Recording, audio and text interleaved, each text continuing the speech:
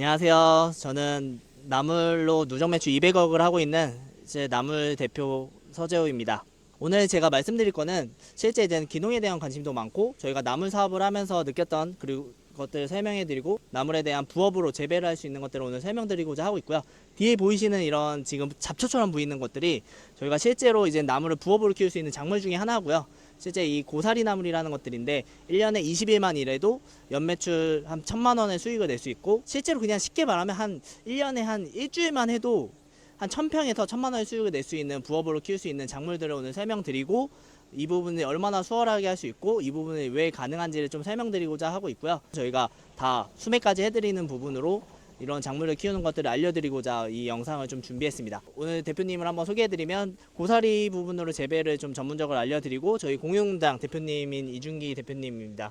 안녕하세요. 인사 한번 안녕하세요. 하시죠. 네. 공유농장 대표 이준기입니다. 실제로 이제 원래는 농업적으로 좀 주로 많이 하셨고요. 실제 한 11년 차 농업민이신데, 이 고사리나 나물에 대한 재배들도 요새 연구를 저희가 함께 하고 있고, 나물에 대한 재배에 대해서 오늘 좀 설명을 같이 드리고자 왔고요. 그래서 이런 재배를 어떻게 1년 동안 몇 번을 하고 언제 주기적으로 해서 작물을 해 나가는지를 설명드리는 걸로 오늘 제가 초대를 했습니다. 그래서 고사리 부분이 얼마나 실제로 언제 보통 주로 어떻게 업무들을 좀 진행하는지 한번 설명해 주시면 좋을 것 같습니다.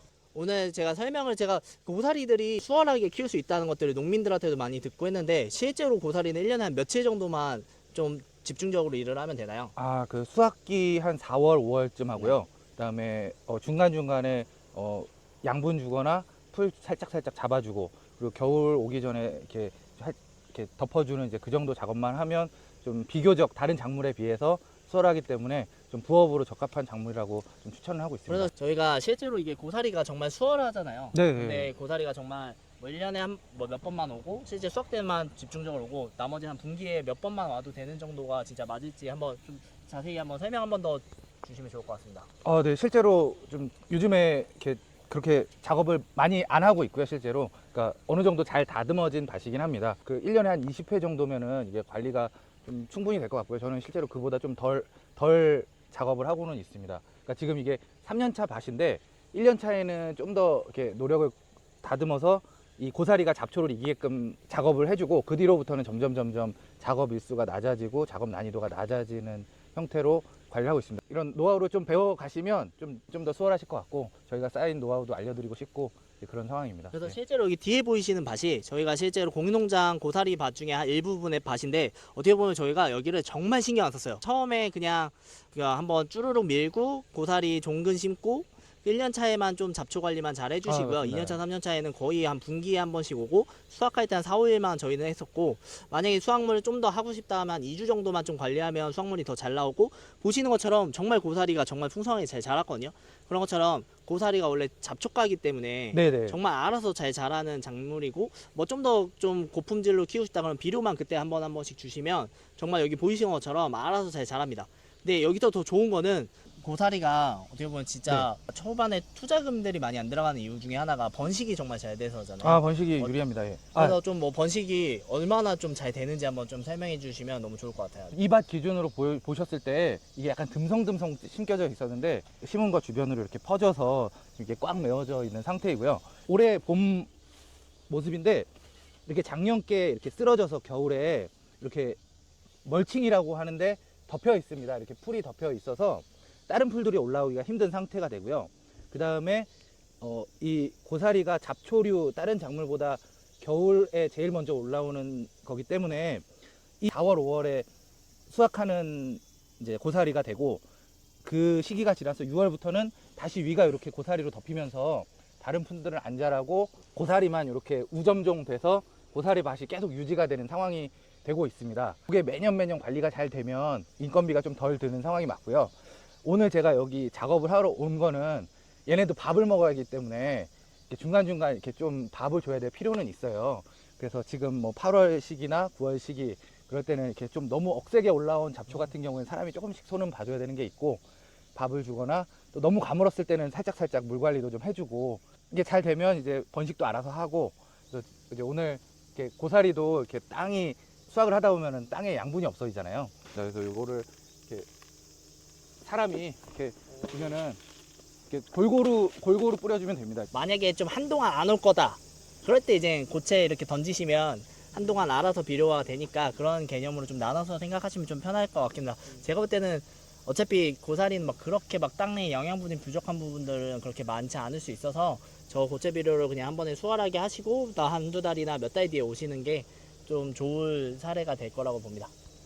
사실 요 고사리 밑에 궁금해 하시는 분들이 많으시더라고요. 여기 줄기를 따라서 파보겠습니다. 요 줄기 따라서 들어가면 실제로 만약에 번식시키는 건 두 가지이긴 한데 같은 땅에서 할 때는 이렇게 종근을 풀 필요는 없고요. 실제로 다른 땅에 심을 때는 종근을 가져간다라고 여기 보시면 줄기가 될 것 있었구나. 같아요. 네. 이 줄기 따라서 들어가시면 종근이 나오는데 네. 지렁이가 있다는 뜻은 아하. 땅이 건강하다는 뜻이고요. 저희가 그렇게 관리를 잘 하고 있습니다. 고사리 종근이 이렇게 생겼어요. 그 책이나 사진에서도 보면 이렇게 네. 생겼는데 여기에 균들이 달려 있어서 얘네들을 좀 그 버섯 키우는 거하고 좀 비슷하다고 생각하시면 됩니다. 지금 여기에 그러면 세 개가 생긴 건가요? 지금 여기 하나가 있고요. 요 뿌리 기준으로 이렇게 올라오다가 얘는 따서 그 봄에 따서 수확을 해서 이렇게 네. 그 아무른 거고 또 얘가 따지면 옆에 또 하나 또 있네. 이 양분이 어디로 가서 할지 일로 튀어나온 겁니다. 그래서 일로 또 양분이 튀어나와서 이렇게 자란 거고 이거를 자르면 번식이 되는 건가요? 근데 요거를 잘라서 이렇게 꺾어서 땅을 한 50cm 정도 파고 이렇게 묻으면은 다음에 나고요. 사실 지금 땅을 파는 거는 좀 고사리 입장에서는 좀 피곤한 일인데 보여드리려다 보니까 지금 좀 땅을 파게 됐습니다. 그래서 이 종근을 나중에 고사리를 수확하셔서 파시는 것도 있지만 이 종근이 번식하면 종근도 이렇게 캐서 판매를 하실 수가 있거든요. 그런 종근 수익도 기대하시면 좋을 것 같고, 그래서 이런 부분을 이제 예쁘게 한 1.5m나 1m 간격으로 종근을 묻으시면 거기서 조금씩 번식을 하고 이제 그렇게 해서 여기 밭이 이렇게 점령을 하는 상태입니다. 요거는 햇빛을 보면은 많이 이제 죽기 때문에 웬만하면은 그 4월, 5월에 작업하실 때도 햇빛은 안 보이게끔 잘 가려서 실제 작업하시는 심으실 게- 때는 쭈루룩 땅을 파셔서 네네. 3m마다 좀 심어놓거나 듬성듬성 심으시면 네. 옆에까지 번식이 됐다고 보시면 돼요. 실제로 저희도 이게 듬성듬성 심은 거죠. 저희는 어떻게 보면 재배 목적보다는 재배 연구 목적으로 심어놓은 건데 이렇게 알아서 잘 자랐다고 보시면 될 것 같고, 실제로 그리고 여기서 만약 번식시킨 다음에 이런 식으로 땅을 파지는 않습니다. 잎에 이렇게 보시면 여기에 검은 반점들이 생겨요. 근데 그때 이렇게 저희가 이렇게 휘날린다고 하죠. 그 땅에서 이제는 옆에서 이제 고사리들이 번식을 하게 되는 개념이라고 보시면 돼요. 그래서 실제로 고사리가 번식이 너무 수월하고 그 아까 멀칭 효과도 되기 때문에 뭐 비닐을 치거나 이런 작업도 안 하고 1년차, 2년차에만 관리만 잘 해주시면 뭐 2년차, 3년차부터는 매년 알아서 잘 자라고 매년 알아서 잘 수확할 수 있는 계기가 되기 때문에 정말 임야에서 수월하게 키울 수 있는 작물 중에 하나가 되고, 놀고 있는 땅을 활용하기에 너무 좋은, 그리고 부업으로 키울 수 있는 수월한 작물이고, 실제로 집에서 제 농사했었던 분들이나 시골에 계신 할머니 계시면 한번 물어보세요.